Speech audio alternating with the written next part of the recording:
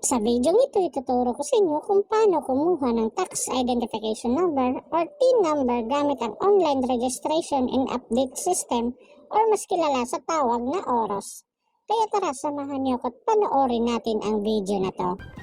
Pero bago yan, sa mga hindi pa nakasubscribe sa akin, kayo na ang bahala. So, unang gagawin natin, punta lang tayo sa mga search engine na ginagamit natin, kagaya sa ating Google Chrome, at pagkatapos, i-type lang natin ang oros.bir.gov.ph kasi ito po yung legit na website nila. At pagkatapos, mapupunta na tayo sa homepage ni BIR. At dahil sa gusto natin kumuha ng TIN number, i-click lang natin ang New Registration. At pagkatapos, i-click natin ang As an Individual. At may makikita na po tayong ganito. Scroll down lang po natin hanggang sa makita natin ang Create Account. So, i-click nyo na lang po yan. Then, after that, may makikita tayong Terms of Service and User Agreements ng BIR. So, scroll down nyo na lang po yan hanggang sa makita ninyo ang kulay pula na ganito. At pagkatapos, i-click nyo na lang po itong box ng gilid ng I have read about the terms and condition para ma-checkan. At kung may check na, scroll down lang po natin at i-click natin ang Agree. At pagkatapos mapupunta na tayo sa pag-create ng account. So, dito sa Register As, so i-click lang natin ang Taxpayer. So, para sa may mga with existing TIN guys, may video po akong ilalagay sa description box. Click nyo na lang po yan para makapag-register kayo sa OROS account ninyo. Pero sa video ito, tuturo ko sa inyo kung paano kumuha ng TIN number, kaya i-click natin ang without existing TIN. At pagkatapos may lalabas na message tungkol sa multiple TIN. Take note na bawal sa batas ang pagkakaroon ng multiple TIN. Meron itong kaakibat na penalty kung ginagamit para sa illegal na gawain. Kung napag-alaman mo na meron kang multiple TIN, pumunta sa RDO at hanapin ang officer in charge para magpa-assist upang ayusin ito. At kung tapos niyong basahin, i-click niyo na lang ang I agree. At pagkatapos, i-click niyo po ang user type transaction.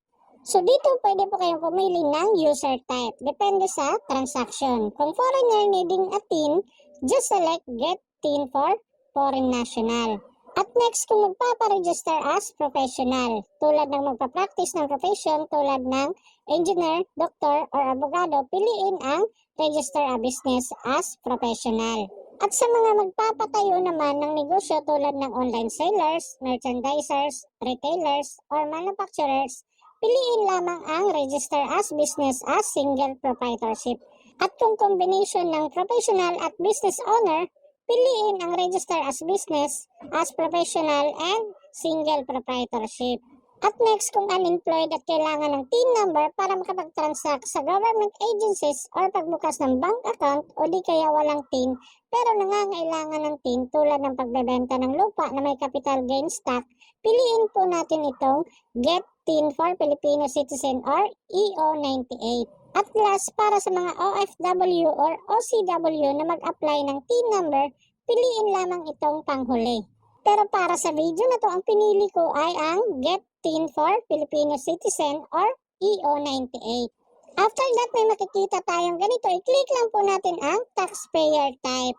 At pagkatapos may makikita kang ganito. Pwede niyong piliin ang one-time transaction kung wala kang TIN pero may kailangan kang i-file sa BIR.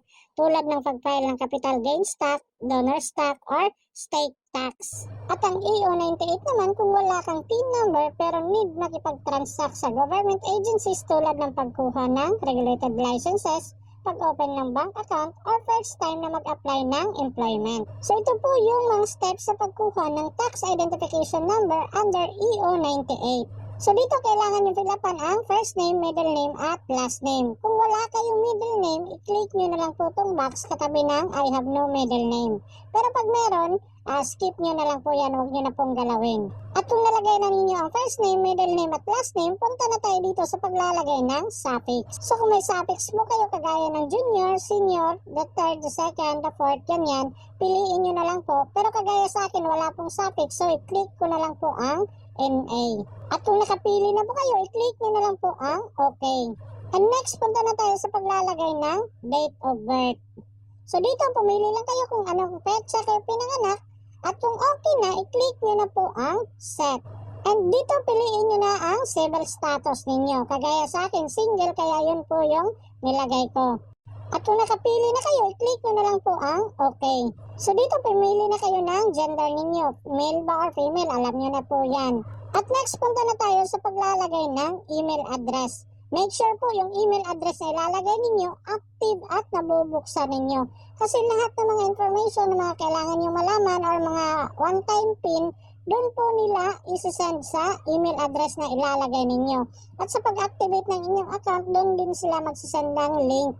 Kaya napaka-importante talaga ng email address na ilalagay ninyo, dapat active at nabubuksan ninyo. At pagkatapos nyo malagay yung email address ninyo, may makikita kayong attention na kagaya nito. So, i-click nyo na lang po ang I acknowledge. At kung okay na, punta na tayo dito sa baba sa paglalagay ng password at confirm password. Make sure po yung password na ilalagay ninyo, hindi po bababa sa 12 characters. Pwede pong lalagpas ng 12 basta hindi lang po bababa.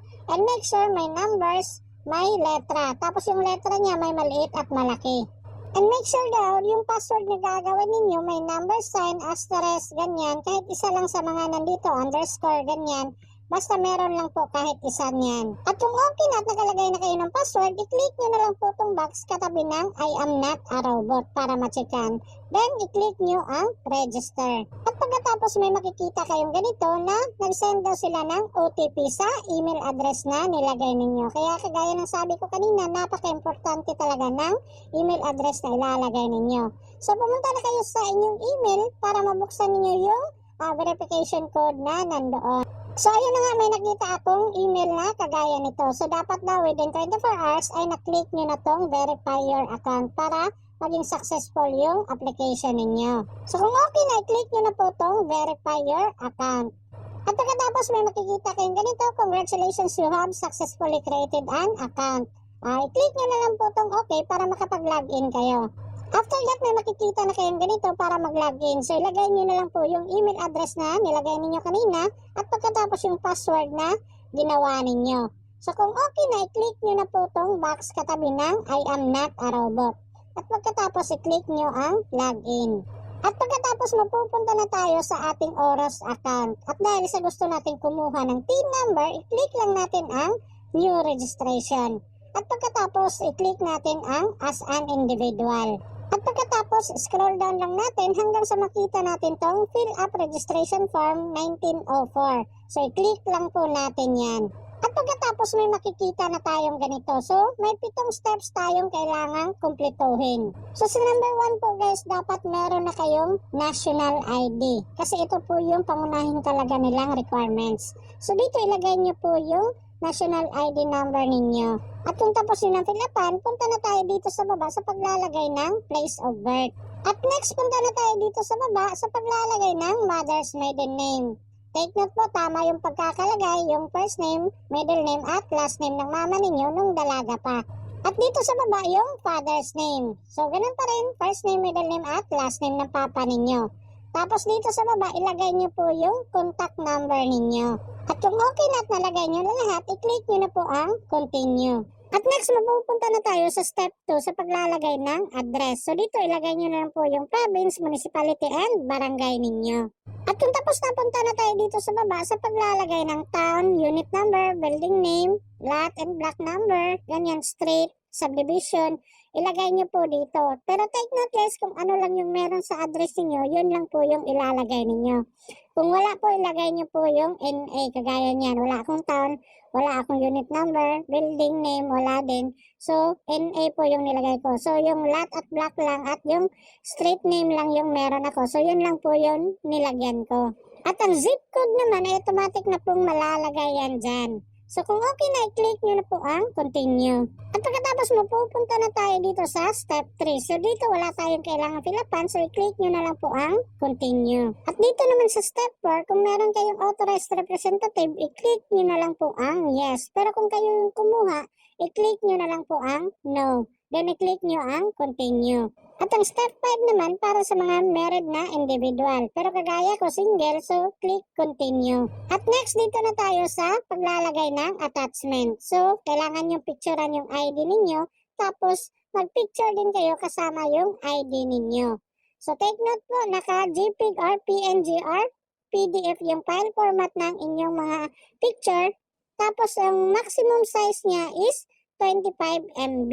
At kung naka-upload na kayo, may makikita kayong successfully uploaded. And pagkatapos, kung okay na lahat, i-click nyo ang continue. At pagkatapos mo, pupunta na tayo sa step 7, ang summary. So dito, i-review nyo lahat yung mga information na nilagay ninyo. Make sure tama lahat ng mga information, mga spelling dyan, para hindi po kayo magkakaproblema. At kung okay na, punta na tayo dito sa baba. So, i-click nyo na lang po itong mga boxes na nandito sa baba para ma-checkan po. At kung okay na, i-click nyo na po ang Submit Application. Then after that, may makikita po kayong ganito na nasubmit na daw yung application ninyo for review and approval na lang. And may marireceive kayong email na confirmation na nasend na yung registration ninyo. Then, after 3 working days, lalabas na po yung resulta kung approve na yung application ninyo. So, i-click nyo na lang po ang proceed.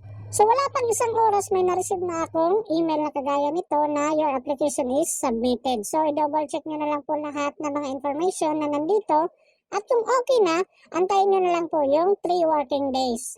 So, yun na nga, after 3 working days, may na-receive na po tayong email na kagaya nito. So, online registration in update system, your application is approved. So, approve na po yung application natin and may TIN number na po tayo. So, ito po yun. So, okay na.